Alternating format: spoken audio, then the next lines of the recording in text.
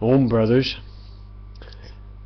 Something very concerning is the very early sexualization of everything, and it's not stopping. It's getting further and further and going into deeper and deeper levels. And even Hunter S. Thompson, who is a pretty depraved writer, and some say even he was a ritual murderer of children, he wrote an article that was complaining about the sexualization of children. And this was during the John Benet Ramsey case. And okay, this gets to be really contradictory, because you have all of these people in society saying, well, it's not appropriate for children to watch porno, but it's appropriate for me, or it's appropriate for me to drink alcohol, but it's not appropriate for them. And then you end up drawing these weird lines like, so I'm 17.99 and you can't drink, and then you're 18 and then you can go murder people in Iraq and drink and do whatever you want.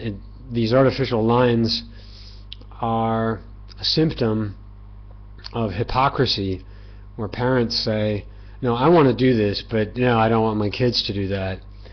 So they're not really getting along with themselves. They don't see the morality they want for their kids as something also for themselves. And purity and chastity is just a wonderful thing. It's a great mindset to be in. It's very happy and clean and pure, and it's good all the way to the core. It's good that children, even who technically haven't discovered what MIPS is, also be pure from a deeper foundation, that they wouldn't even have a sense of what it would be. And that's a really good state to be in. Now, something we complain about here a lot is how the legalization and normalization of misopeds and misandrists has led to same-sex friendships being driven apart. So I'm not allowed to hold hands with my brother or put my arm around him or just be a buddy anymore. You see pictures like that from the 50s and 60s, and it was just normal to be buddies with your buddy. And now people are like, oh, maybe he's queer, and so that drives you apart. You feel like, well, I don't want to be seen that way, so I'm not allowed to touch him. Well, through touch we gain vibrations from people, and pats on the back, handshakes, hugs, arms, holding hands. You pick up vibrations from that person, and you know them on a more personal level, of course, if there is some physical contact. And so sort of outlawing this physical contact between people of the same gender has, in a very real way, driven people apart, not just on a public level. It's also driven people apart more on a spiritual level, to where there's this really disgusting stuff. Everybody's like, I'm looking for my soulmate, And a lot of women at least say to men, well, I think you're looking for another man. And it's true. A lot of what men are looking for in women are in fact better discovered in another man, for within a friendship. But in this society, they're not allowed to go to men for these deeper and more meaningful levels of friendship, because in the public sphere it's perceived in a dirty way, when it's pure as pure could ever be. So in other words, black is the new white, and that's what's happening. And another stage of this, where you have the misandrists just running free in society. Well, now, okay, I'm a normal guy, and I'm clean, and I'm pure at heart, and my relationships are being affected by this. The next step we've already seen, where you have the misopeds in society, and the misopeds are making it to where now I can't just play with kids anymore. You know, you can't touch kids normally and hug them and carry them and you know, say they're cute and, you know, take a picture. A lot of kids just feel totally natural and normal without their clothes on. One of my nieces, you know, she likes to walk around naked, and I guess we all thought it was funny at first, but then after a while we're like, yeah, it's okay, and it's great. I think it's fine.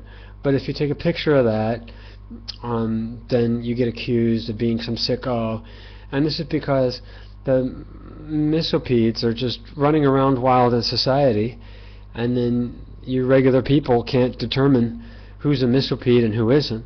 So then we all get driven away from children. We all get driven away from normal relationships and normal touching and normal healthy, happy contact with children.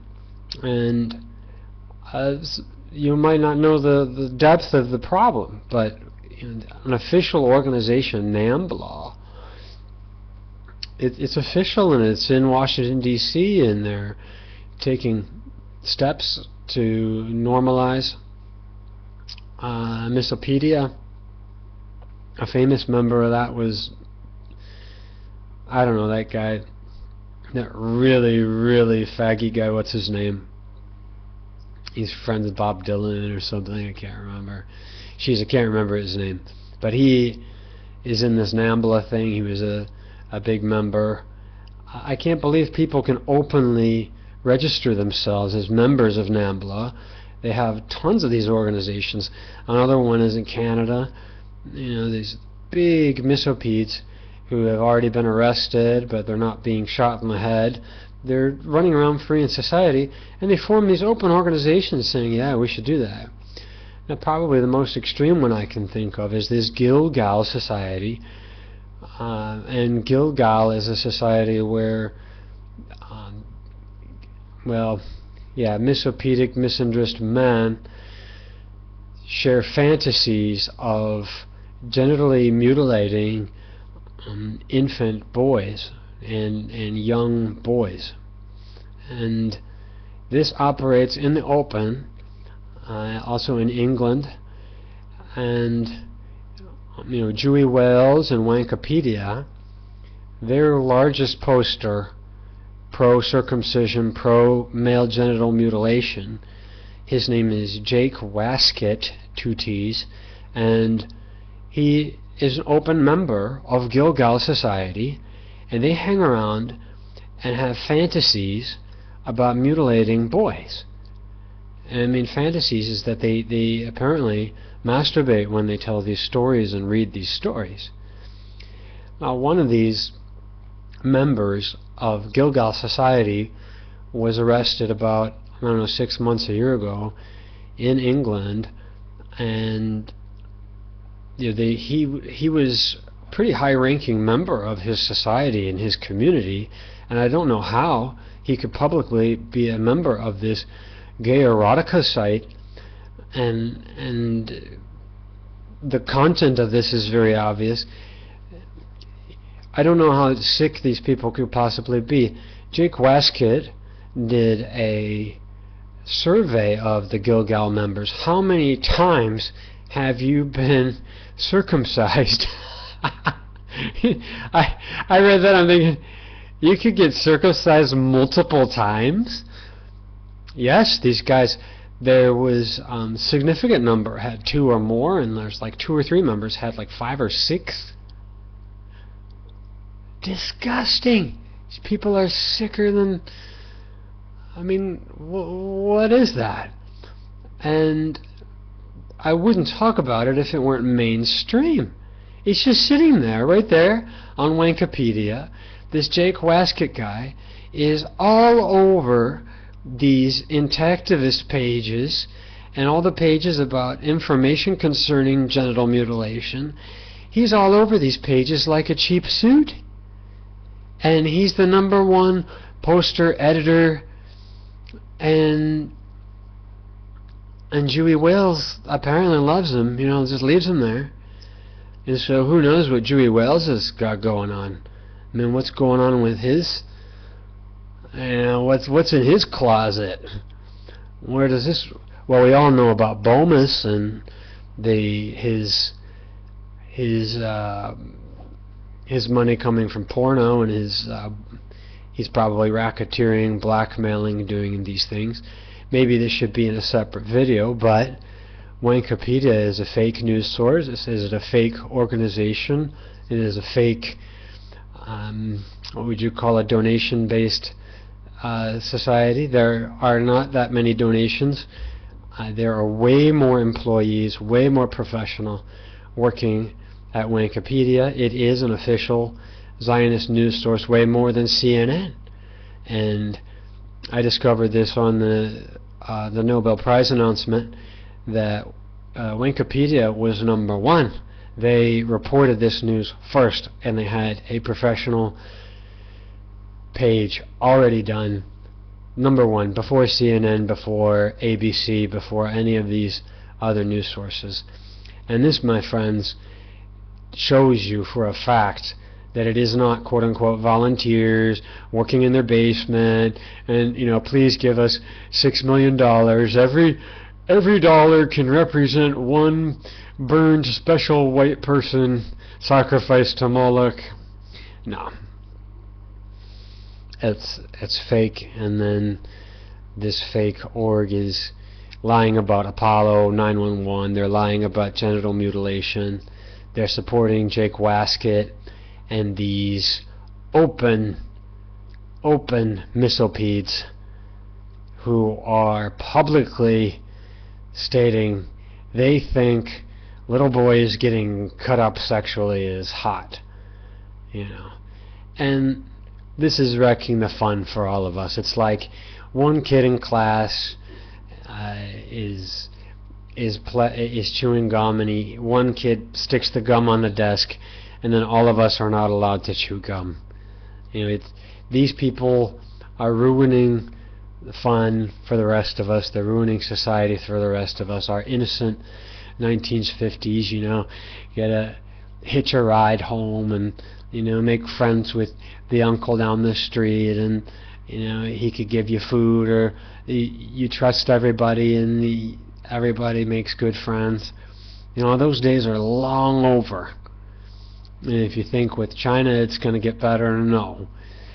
Chinese security is just prison security. My mom saw a small school here, a elementary school here. She said, "Well, what's that?" I said, "That's an elementary school." I said, "That looks like a prison." I'm like, "Yeah, it is. It's got a big, metal fence, and those kids are locked in there."